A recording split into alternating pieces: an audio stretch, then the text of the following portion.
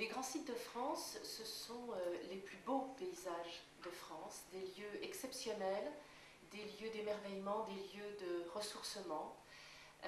Ce sont les paysages les plus connus de notre pays.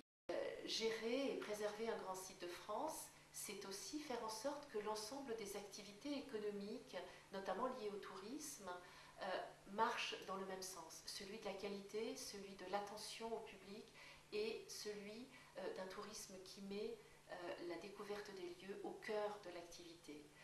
C'est par exemple inciter les bateliers du Marais Poitevin à rentrer dans des démarches qualité, avec un guidage de très grande qualité qui permet à chaque visiteur qui vient louer une barque pour une heure ou pour une demi-journée ou pour une journée, d'approcher au plus près la spécificité du lieu, la compréhension de la manière dont le marais fonctionne. C'est aussi faire en sorte que dans les boutiques liées au site, eh bien, on trouve vraiment des objets, des produits locaux et des objets qui prolongent la visite, qui chacun porte un peu de l'âme du lieu. C'est également faire en sorte que tous les aménagements nécessaires à l'accueil du public soient le plus discrets possible.